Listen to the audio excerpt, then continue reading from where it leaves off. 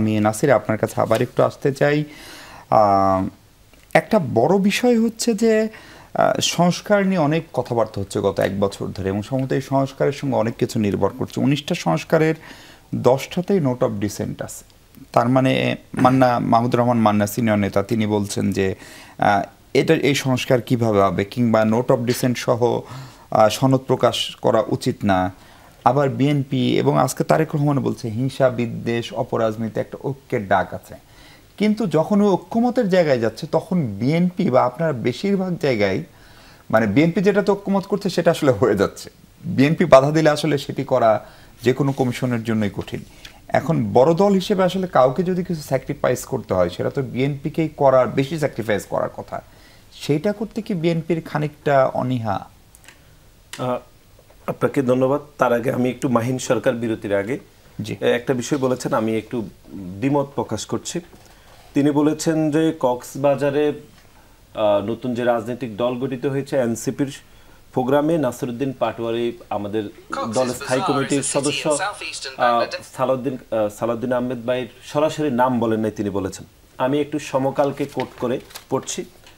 তিনি বলেছেন যে আগে আওয়ামী লীগ সরকারের সময় নারায়ণগঞ্জের গডফাদার শামীম ওসমানের নাম শুনতাম, ওকে। তারপরে অংশ বলেছে এখন শুনেছি কক্সবাজারের নব্য গডফাদার শিলং থেকে এসেছেন। তো এটি পরিষ্কার যে শিলং থেকে আমাদের দলের স্থায়ী কমিটির অন্যতম সদস্য জনাব সালাউদ্দিন আহমেদি এসেছেন, এবং পরক্ষণে উনি আরও বলেছেন যে তিনি এলাকাতে চাঁদাবাজি, গের দখল, আরও অনেক কথা বলেছেন। এই যে আমি যেটা মনে করছি সেটা হচ্ছে নতুন যে রাজনৈতিক দল গঠিত হয়েছে তারা সংস্কার কমিশনে প্রতিদিন, ঐক্যমত কমিশনে প্রতিদিন সালাউদ্দিন ভাইয়ের সাথে মিটিং করছেন, প্রতিদিন একসাথে চা কফি খাচ্ছেন, বিভিন্ন বিষয় নিয়ে আলাপ আলোচনা করছেন, এমনকি নাসিরউদ্দিন পাটোয়ারি যাচ্ছেন। সেরকম একজন ব্যক্তিকে নিয়ে এরকম যে মন্তব্য, এটি আমি শুধু দুঃখজনক বলবো না, বরং রাজনৈতিক শিষ্টাচার বহির্ভূত। একই সাথে এটি কক্সবাজারের মতো জায়গায় উনি বলেছেন। জনাব সালাউদ্দিন আহমেদ আপনারা জানেন যে এই প্যাসিবাদের বিপক্ষে আন্দোলন সংগ্রাম করেছেন, এবং এই প্যাসিবাদের বিপক্ষে আন্দোলন করতে গিয়ে 63 দিন তিনি গুম ছিলেন। এমনকি এখন শুধুমাত্র রাজনৈতিক স্বার্থ হাসিলের জন্য জনাব সালাউদ্দিন আহমেদকে তিনি যে 63 দিন গুম ছিলেন সেটাকেও জাস্টিফাই করার অপচেষ্টা করা হয়। আপনি দেখবেন আমাদের ছাত্রদলের সাবেক সাধারণ সম্পাদক, বিএনপির সাংগঠনিক সম্পাদক ইলিয়াস আলীকে আমরা এখনো পর্যন্ত খুঁজে পাইনি। তার থেকে তো অনেক সিনিয়র নেতা ছিলেন সালাউদ্দিন আহমেদ।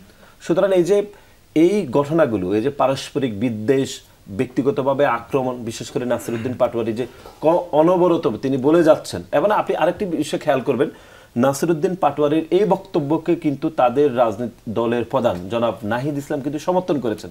তিনি পরক্ষণে কিন্তু কুমিল্লাতে তিনি বলেছেন যে নাসিরউদ্দিন পাটোয়ারি যেটি বলেছেন জনাব সালাউদ্দিন আহমেদকে নিয়ে ঠিকই বলেছেন, উনি ওনার ভাষায় বলেছেন। এটি কি মনে হতে পারে না যে এটা একটা পলিটিক্যাল রেটরিক, বা এটি দিয়ে তার ভোটার কর্মীদেরকে চাঙ্গা করা, এটিও আমাদের রাজনৈতিক সংস্কৃতির না? এটা আমার কোনোভাবে মনে হয় না। আমি মনে করি নতুন রাজনৈতিক দল যে গঠিত হয়েছে তারা নতুন রাজনৈতিক বন্দোবস্তের কথা বলে, আমি তো সবসময় বলি যে 100 বছরের পুরাতন রাজনৈতিক বন্দোবস্তের মধ্যে রয়েছে।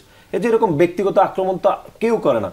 একটি মানুষ ধরেন উপদেষ্টা আসিফ মাহমুদ কিংবা এনসিপির কারো যখন কোনো খারাপ খবর বের হয় সেটি নিয়ে বিএনপির নেতাদেরকেও তো কথা বলতে দেখি। না, কথা তো বলে, কিন্তু কোনটা ন্যায্যতার প্রশ্নে আপনি কথা বলেন, কোনটি কতটুকু ঠিক বা বেঠিক সেটি তো গুরুত্বপূর্ণ। তো সেই জন্য এনসিপির লোকজনকে ধরে পিটাতে হবে কক্সবাজারে? না, কক্সবাজারে কোনো পিটানো হয়নি। এখানে একটি উত্তেজনা তৈরি হয়েছে, এবং সালাউদ্দিন আহমেদ ভাই নিজেই যেন এনসিপির নেতৃবৃন্দরা তারা চলে আসতে পারে নিরাপদে সে ব্যবস্থা করেছেন। হয়েছে উত্তেজনা, আমরা তো অস্বীকার করছি না। ঐক্যমত নিয়ে 30 সেকেন্ড বলেন, আমরা তো একদম সময় নেই। আমরা যেটি মনে করি, আমি গণমাধ্যম আমরা দেখেছি ঐক্যমত কমিশনে বাংলাদেশ জাতীয়তাবাদী দল বিএনপি প্রায় 93% আসলে সংস্কারের বিষয়ে ঐক্যমতে পৌঁছেছে। এখন আমাদের একটি রাজনৈতিক দল বৃহৎ আমাদের জনসমর্থন রয়েছে সেটির বিষয়ে না, বরং নতুন যে রাজনৈতিক দল গঠিত হয়েছে তাদের চিন্তা চেতনাকে এক ধরনের ঐক্যমত কমিশন বাস্তবায়ন করার জন্য বিভিন্ন বিষয়ে চাপ প্রয়োগ করে থাকে বলে আমরা গণমাধ্যমে দেখছি। কিন্তু আমাদের দলের পক্ষ থেকে প্রায় সকল বিষয়ে ঐক্যমত করার জন্য আমাদের সকল প্রচেষ্টা কিন্তু চলমান রয়েছে। এমনকি বড় দল হিসাবে যতটুকু ছাড় দেওয়ার দরকার সব কিন্তু কম্প্রোমাইজ করে এগিয়ে যাচ্ছে।